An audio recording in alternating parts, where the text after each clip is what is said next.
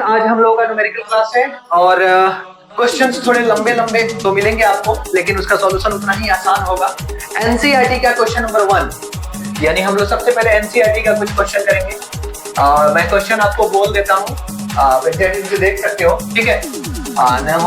जिसके पास नहीं होगा उसको प्रोवाइड करा दिया जाएगा ऑनलाइन के माध्यम से। लेकिन अभी फिलहाल में आप देखो, एनसीईआरटी का पहला क्वेश्चन है, सीरीज पैरेलल कॉम्बिनेशन पे हम लोग क्वेश्चन करेंगे। सबसे पहले कह रहा है कि a piece of wire of resistance R is cut into leave equal parts, sorry 5 equal parts, ठीक है। एक रेजिस्टेंस है, इसने बोला कि एक रेजिस्टेंस है, ठीक है, आर। अब इसको क्या कर रहा है, ये 5 इक्वल पार्ट्स में बांट रहा है। तो जब ये 5 इक्वल पार्ट्स में बांटेगा, है ना, 5 इक्वल पार्ट्स में बांट रहा है। आप देखो यहां पर एक पार्ट, ये दूसरा पार्ट, ये तीसरा पार्ट, इसको थोड़ा बड़ा कर देता हूं, ये चौथा पार्ट और ये 5वां पार्ट। अब आप देखो यहां पर 5 पार्ट में तो हमने ब्रेक कर दिया। अब ब्रेक करने के बाद बोला है कि 5 पार्ट में, तो एक, अगर मान लो कि आज तुम्हारे पास 1 रुपए है और उसको 5 भाग में बांटना है, तो सबको कितना कितना मिलेगा, एक को 1/5। तो जब यहाँ पर r है तो कितना मिलेगा, r/5, यानी एक को मिलेगा r/5, दूसरे को भी मिल रहा है r/5, तीसरे को मिल रहा है r/5 और चौथे को मिल रहा है r/5 और 5वें को भी मिल रहा है r/5। अब बोल रहा है कि इन पांचों को तुम पैरेलल में कनेक्ट कर दो, ठीक है। कनेक्ट करना है पांचों को पैरेलल में। ये देखो पैरेलल कनेक्शन, पैरेलल कनेक्शन, इसको भी पैरेलली हमने कनेक्ट कर दिया, इसलिए हमने वैसा इसको बनाया था, ठीक है। अब देखो यहाँ पर ये कह रहा है कि पैरेलल जो इक्विवेलेंट रेजिस्टेंस आप निकाल रहे हो, जब तुम इक्विवेलेंट रेजिस्टेंस निकाल रहे हो तो उसको r डैश से डिनोट करना है। तो हमें पता है कि 1/r डैश हमको निकालना है। r डैश का फार्मूला क्या होता है, 1/r1 + 1/r2 + 1/r3 + 1/r4 + 1/r5, ऐसे होगा। आप देख लो यहाँ पर 1/r/5 होगा plus 1/r/5 plus 1/r/5 plus 1/r/5 plus 1/r/5। सो ऐसे आप करते हो तो 1/1 5/r हो जाएगा। ये हमारा रिजल्ट आ गया total 5/r plus 5/r plus 5/r plus 5/r plus 5/r। LCM सबका डिनोमिनेटर सेम है, एलसीएम मतलब इसका डिनोमिनेटर क्या होगा, ऐड हो जाएगा।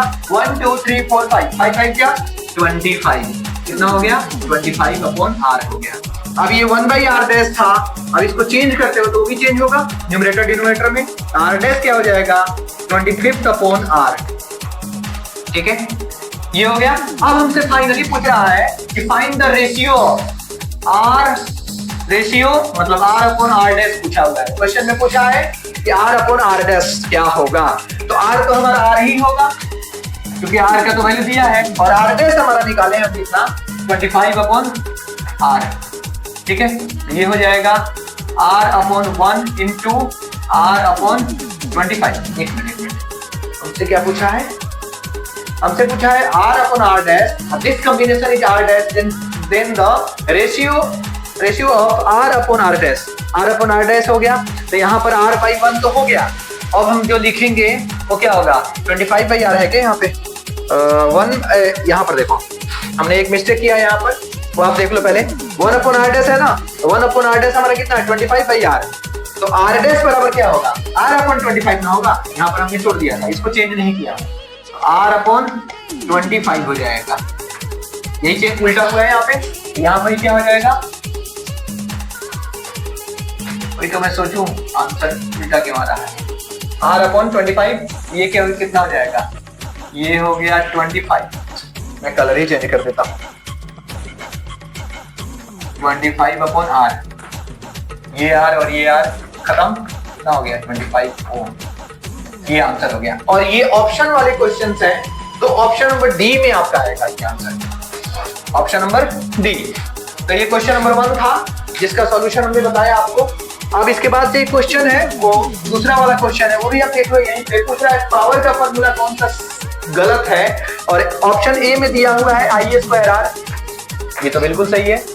ऑप्शन बी में दिया हुआ है आई आर स्क्वायर, तो ये हो गया आई स्क्वायर आर, और एक दिया हुआ है हमारा I R square. Option second में आई आर स्क्वायर है, और ऑप्शन थर्ड में दिया हुआ है डी आई, और ऑप्शन फोर में दिया हुआ है बी स्क्वायर अपॉन आर। अब एक बात बताना, पी पावर का फॉर्मूला v इंटू आई तो होता ही है ना, v इंटू आई होता है, और बी स्क्वायर बाई आर भी होता है, ठीक है, और आई स्क्वायर आर भी होता है। यानी ये सही है, ये भी सही है, ये भी सही है, ये गलत है, ऑप्शन नंबर बी। 2 नंबर क्वेश्चन का आंसर क्या होगा? बी होगा, ठीक है। अब एक और चीज है जो बहुत इंपॉर्टेंट है, कल हमने जो इलेक्ट्रिक बल्ब पढ़ाया था आप लोगों को, उसी से रिलेटेड है, जो रेटेड वोल्टेज आया था उससे रिलेटेड है, उसको आप देख लो पहले। एनसीईआरटी का जो एक्सरसाइज क्वेश्चन है उसमें आपको एक दोनों क्वेश्चन मिल जाएंगे, फर्स्ट नंबर और सेकंड नंबर, आप देख लेना वहां पे। और जो इंपॉर्टेंट क्वेश्चन है इस साल के लिए मैं वही करा रहा हूं, तो ध्यान रहे, इसको रिवाइज करना ना भूलें, क्योंकि एग्जाम में कोई नहीं जानता है। और ये जो क्वेश्चन है, ये भी क्वेश्चन आता रहता है, कह रहा है कि an electric bulb is rated 220 volt and 100 वाट, यानी यहाँ वोल्टेज का वैल्यू दिया हुआ है, ये थर्ड नंबर क्वेश्चन है कि 220 वोल्ट का हमें देना है, और यहाँ जो पावर है वो दे रहा है कितना? 100 वाट। इसका ये मतलब है कि अगर आपने वोल्टेज का वैल्यू 220 दिया किसी बल्ब में, तब जाके वो बल्ब 100 वाट का पावर देगा, अदरवाइज पावर उतना नहीं देगा। अब यहाँ पर ये बोल रहा है कि ऑपरेट हो रहा है जब 220 पर, तो 100 वाट का पावर दे रहा है ये V1, ठीक है। अब कह रहा है कि अगर हम इसका जो वोल्टेज का वैल्यू है अगर 110 वोल्ट कर दें, तो नया वाला पावर कितना होगा ये भी बताओ। और रेसिस्टेंस तो खैर आपको निकालना ही पड़ेगा, क्योंकि उसके बगैर तो कुछ होगा नहीं। इंफॉर्मेशन हमारे पास यही है कि अगर हमने वोल्टेज का वैल्यू 110 कर दिया, 100 वोल्ट कम कर दिया, तो नया पावर क्या होगा। सबसे पहले ये जान लो आप इस वोल्टेज और पावर से के बीच में क्या रिलेशन है। तो सबसे पहली बात ये है कि रेसिस्टेंस का वैल्यू नहीं दिया है, अगर क्योंकि रेसिस्टेंस हमारा वेरिएबल नहीं होता है, वो हमारा क्या होता है? कांस्टेंट वैल्यू होता है। वोल्टेज और पावर आप चेंज कर सकते हो, वोल्टेज के अनुसार करंट भी चेंज होगा और पावर हमारा बदल जाएगा, लेकिन रेसिस्टेंस का वैल्यू मैन्युफैक्चरर जब बनाता है तो फिक्स रखता है, उसको तुम चेंज नहीं कर सकते हो। तो यहाँ देखो, हमें पता है, since we know that P1 is equal to V square upon R and the value of potential कितना है? 220 into 220 upon R, और इसका वैल्यू कितना दिया हुआ है? 100 है, और यहाँ पर 22 को 22 से मल्टीप्लाई करोगे तो 48400 हो जाएगा। तो दिस अपॉन R, 00 से 00 कैंसिल, आप क्रॉस मल्टीप्लिकेशन कर लो, तो R का वैल्यू कितना आ गया? 484 ओम। रेसिस्टेंस का यूनिट क्या होता है? ओम होता है। अब रेसिस्टेंस हमारे पास है, वोल्टेज भी है यहाँ पर, अब पूछ रहा है कि नया वाला पावर बताओ ना। P2 का वैल्यू हमें निकालना है, क्या होता है? V2 स्क्वायर अपॉन R, और V2 स्क्वायर कितना है? 100 है, सॉरी 100 नहीं, अभी यहाँ पर V2 है ना, तो कितना हो गया? 110 into 110 अपॉन 484, 22 5 जा 110, और 22 जा 484, and 22 5 जा 110, and 5 जा 25, यानी 25 वाट का पावर मिलेगा। एक और बात है, स्टूडेंट्स कभी कभी ये सोचते हैं कि V1 अगर 220 था तो पावर 100 आया, और V1 को हमने आधा कर लिया, 220 का आधा कितना होता है? 110, तो ये अगर आधा हुआ तो पावर भी आधा हो जाएगा, तो 100 का आधा क्या होता है? 50 आया कितना? ये बहुत बड़ा मिस्टेक होता है, ध्यान रहे। ऑप्शन जब दिया ऑप्शन में भी है 50 वाट भी दिया हुआ है ऑप्शन में, ये नहीं उसको टिक लगा देना। वोल्टेज आधा हुआ तो जरूरी थोड़ी है कि हमारा पावर भी आधा हो जाएगा, ऐसा कुछ नहीं है, ठीक है, ऐसा कुछ नहीं है, और ऐसा नहीं होता है। तो ये हमारा 25 वाट का क्या हो गया? आंसर हो गया इसका फाइनल। तो हमने 3 क्वेश्चन देखा इसमें, और भी क्वेश्चन थे इसमें, उसको भी देखते हैं, है ना। ये भी आपका क्वेश्चन मिलेगा एनसीईआरटी के एक्सरसाइज क्वेश्चन में, है ना। देखते हैं पहले, इसको पहले मैं इरेज कर दूं।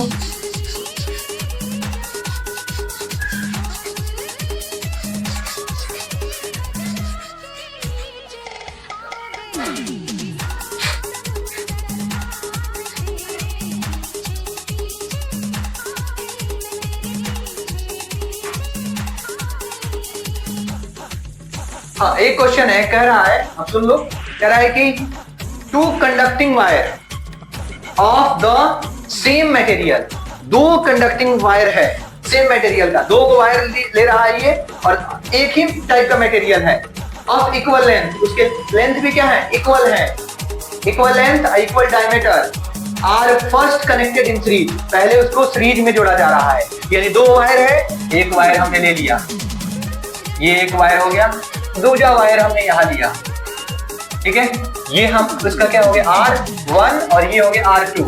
सबसे पहले क्या बोला है, सीरीज में जोड़ दो, सीरीज में हमने जोड़ दिया, यहाँ R इक्विवेलेंट निकाल लो, फाइनली आपको निकालना ही पड़ेगा, R सेम है, दोनों का वैल्यू सेम है, सेम मटेरियल का है, R प्लस R क्या हो जाएगा, R प्लस R 2R हो गया। उसके बाद कह रहा है कि इसी मतलब वायर को एक बार तुम पैरेलल में जोड़ो, तो पैरेलल में आप जोड़ रहे हो, ठीक है, पैरेलल में आपने जोड़ दिया, ठीक है, ये R।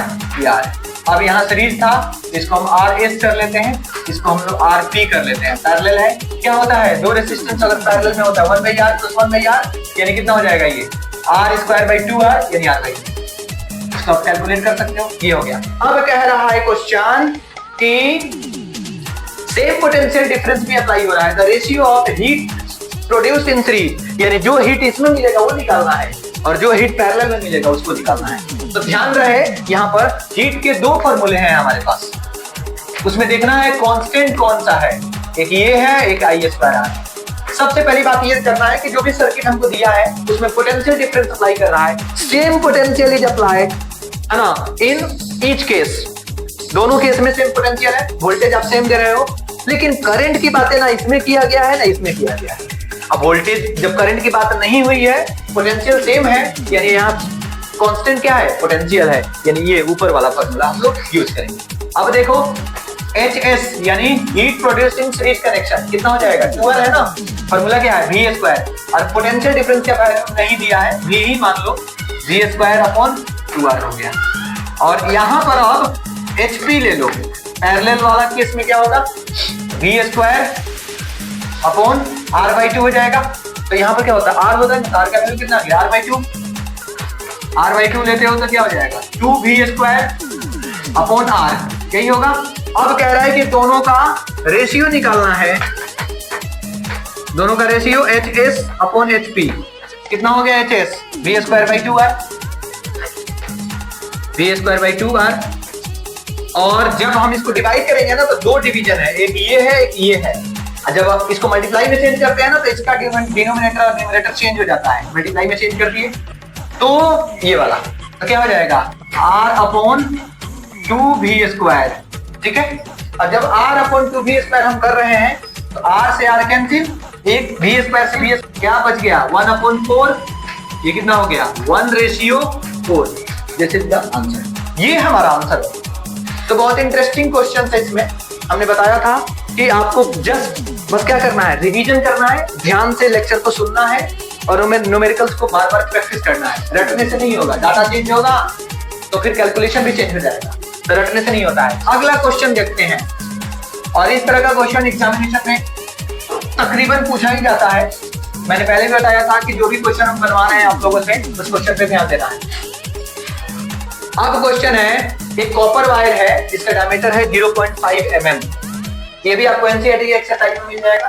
कह रहा है कि एक कॉपर वायर है डायमीटर ऑफ 0 यानी डी का वैल्यू दिया हुआ है ना, ये हम 5वां क्वेश्चन आपको करा रहे हैं, लेकिन वहां नंबरिंग आपको चेंज मिलेगा एनसीईआरटी में, आप देख लीजिएगा कितना नंबर क्वेश्चन है। तो डायमीटर दिया हुआ है इसका 0.5 mm, तो पहले हम इसको, ये मिलीमीटर है ना, इसको मीटर में चेंज करते हैं। सबसे पहले तो यहाँ पर देखो आप 0.5 हो गया, इनटू मिली का मतलब क्या होता है 10⁻⁻3, और इस डेसिमल को रिमूव करते हो ना तो 10 हो जाएगा, 10⁻1 है ऊपर जाएगा तो -1 हो जाएगा, और ये हो जाएगा 5 × 10⁻⁻4 मीटर डायमीटर हो गया।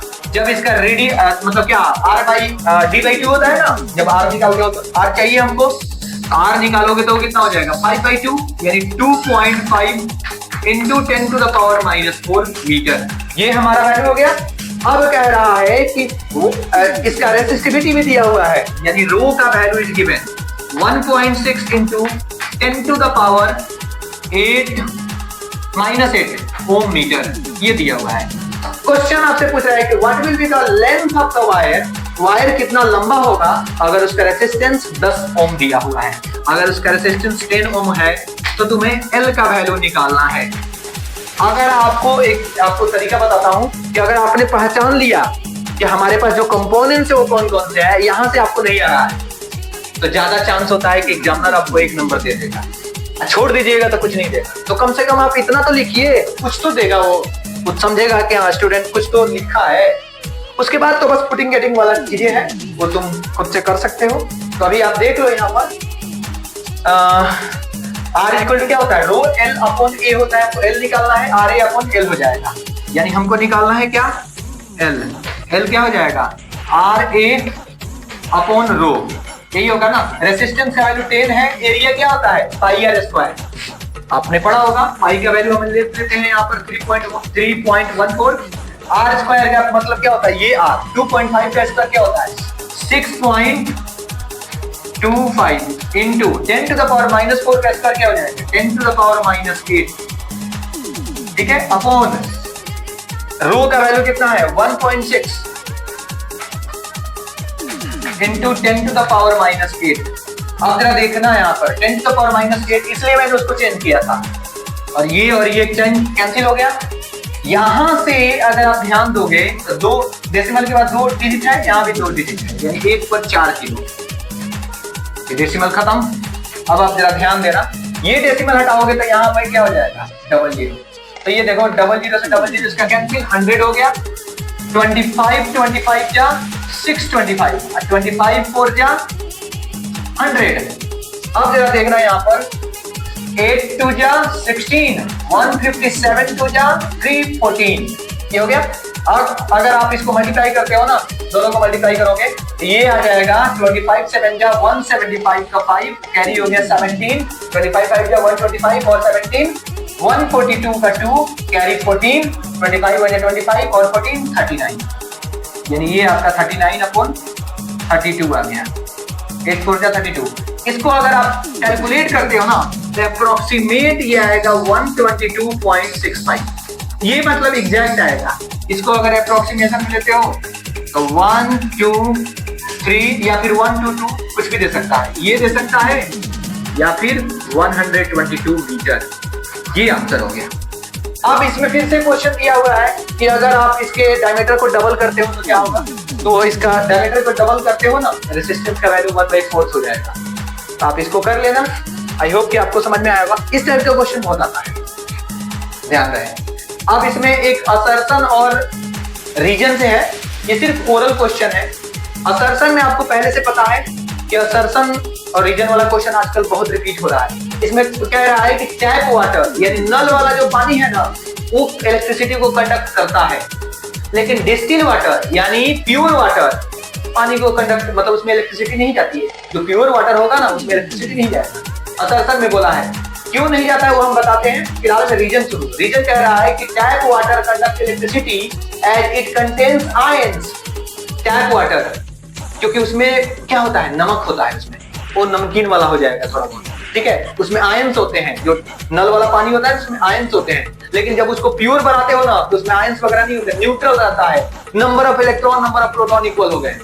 इवन मैं बता दूं, आपने बायोलॉजी में पढ़ा होगा कि अगर आपने प्योर वाटर, लोग बोलते हैं ना कैंट देता है, ऐड सुनते हो ना, 100 पहले ऐड आता था 100% प्योर वाटर, ऐड वाले को बाद में पता चला, शायद स्टडी किया होगा 100% प्योर वाटर रहेगा तो हमारा जो ये है ना, ये जो सिस्टम है ना यहाँ पर क्या बोलते हैं, ओएसोफेगस में जो लगा रहता है फूड पाइप, बाहर एयर पाइप होता है और अंदर क्या होता है, अंदर फूड पाइप होता है। मैं बता दूं आपको, थोड़ा सा मैं पहले कभी इसको पढ़ाया भी हूँ, अब मैं तो सिर्फ फिजिक्स पे ध्यान देता हूँ। यहाँ देखो, ये एयर पाइप है, ये फुल पाइप है, यहाँ पर एक लगा होता है ऐसे लगा होता है, फूड पार्टिकल्स हमारा जाता है इधर से, इसको पुश करेगा, जब पुश करेगा तो ये ब्रिज गिर जाता है, और जैसे ये ब्रिज गिरता है ना तो इसको ये फ्लोट करते हुए कहाँ जाता है, फूड पाइप में। अगर तुमने जल्दी जल्दी खाया, कभी कभी ये गिरता है ना, ये जैसे गिरेगा जल्दी जल्दी खाते हो ना, ये तुरंत एयर पाइप में फंस जाता है और हमको हिचकी आ जाती है। घर वाले बोलते हैं कोई याद कर रहा है, पानी पी ले, ऊपर वाले याद कर लेंगे, पानी नहीं पीने पे सच में ऊपर वाले याद आ जाएंगे। तो यहाँ पर होता है, बहुत मजेदार होता है, इसको पढ़ोगे तो बहुत मजा आता है। खैर हम उसकी बात नहीं कर रहे हैं। अगर तुमने प्योर वाटर लिया ना, ये सिस्टम डैमेज हो जाएगा। So pure water we can not, our body can not digest, pure water कभी नहीं कर सकता है। In the same way tap water के पास आयंस होते हैं, दैट्स व्हाई टैप वाटर क्या करता है, इलेक्ट्रिसिटी को कंडक्ट करता है। रीजन कह रहा है कि टैप, उसका रीजन सही से ही बताया, ions, whereas distil water does not contain ions. Distil water का मतलब वही जिसको तुम छानते हो ना, प्योर बनाते हो, उसके पास आयंस नहीं होते हैं। तो असर्शन भी सही है, रीजन भी सही है, क्वेश्चन का सही आंसर भी है, एक दूसरे से रिलेटेड भी है। ऑप्शन नंबर ए कह रहा है कि both assertion and reason are true and reason is the correct explanation of A. पहले में ऑप्शन में आ गया, यानी इसका ऑप्शन नंबर क्या होगा, ये होगा। बाकी बी में ऑप्शन क्या आता है, assertion and reason are true but a reason is explanation of A, तो बी ऑप्शन तो है नहीं। तीसरा कहता है कि assertion is true whereas reason is false. चौथा कहता है reason is correct, assertion is false. ठीक है, सॉरी, असर्शन इज ट्रू। तो इस तरह से ए बी सी डी करके रहता है। असर्शन हमारा मतलब असर्शन रीजन से रिलेटेड में हमारा क्वेश्चन क्या आ गया, आंसर क्या आ गया, ऑप्शन ए।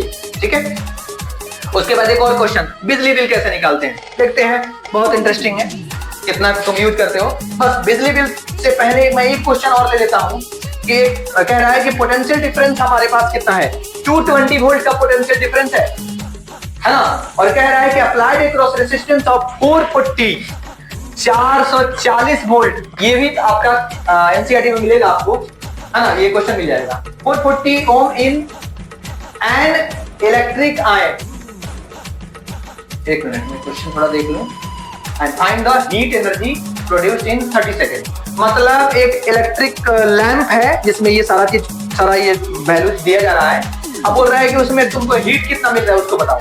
तो सबसे पहले हीट के लिए देखो, वोल्टेज दिया है 220 वोल्ट, है ना, और 440 का क्या है, 440 ओम है रेजिस्टेंस। ठीक है, अब उसके बाद से जब ये वैल्यू दिया हुआ है, इसमें करंट का वैल्यू नहीं है, तो करंट आप निकाल सकते हो ओम्स लॉ से। आई इक्वल टू क्या होता है, V अपॉन R, कितना हो गया 220 अपॉन 440, तो 220 टू जा 440 यानी 1/2। 1/2 का मतलब क्या होता है, 0.5 एम्पियर का करंट फ्लो कर रहा है इसमें। उस बल्ब में, इलेक्ट्रिक लैंप जो है उसमें कितना है, 0.5 एम्पियर का करंट फ्लो कर रहा है। अब बोल रहा है कि इसका हीट निकालो 30 सेकंड में, तो हीट क्या होता है, I2RT फॉर्मूला होता है ना, I2RT। I2 कितना है, 0.5 का स्क्वायर क्या हो जाएगा, 5 5 या 25 यानी 0.25। रेसिस्टेंस कितना है, रेसिस्टेंस हमारे पास 440 है, और इनटू टाइम कितना है, 30 सेकंड है। यहां पर डेसिमल हटाओगे तो 100 आ जाएगा। 100 जैसे आया, ये 0 से 0, 0 से 0 कैंसिल। अब यहां पर देखो, यहां पर सबसे बड़ी बात ये है कि 25 तो आ ही गया, कैलकुलेशन है, इसको कर सकते हो, 12 1 13। अब इसको करोगे 25 2 जा 50, कैरी 5 हो गया, 25 3 जा 75 5 80, 25 1 जा 25 और 8 कितना हो गया 33, यानी 3300 जूल का एनर्जी आएगा इसमें।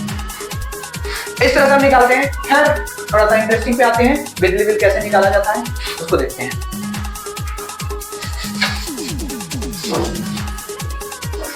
और उसके बाद आज का वीडियो यहीं तक, फिर कल भी एक न्यूमेरिकल क्लास होगा, क्योंकि एक क्लास में 10th का न्यूमेरिकल खत्म नहीं होने वाला है। और परसों या फिर हो सकता है कि कल मैं वीडियोस 10th का 2 डालूं, एक न्यूमेरिकल का और एक आपका नया चैप्टर, उस तरह से आपका चैप्टर भी होता रहेगा। अब देखो उसमें क्या कह रहा है कि calculate the cost of seeing 2 movies on colour TV.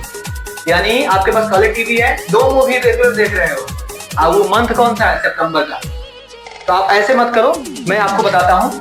आपके पास एक टीवी है, ठीक है, टीवी है, टीवी आप रेगुलर देख रहे हो 2 घंटे, और उसमें जो पावर जा रहा है ना, पावर टीवी में जा रहा है, सपोज कर लो 50 वाट का, ठीक है, और टाइम कितना जा रहा है उसमें, 2 घंटे रेगुलर देख रहे हो।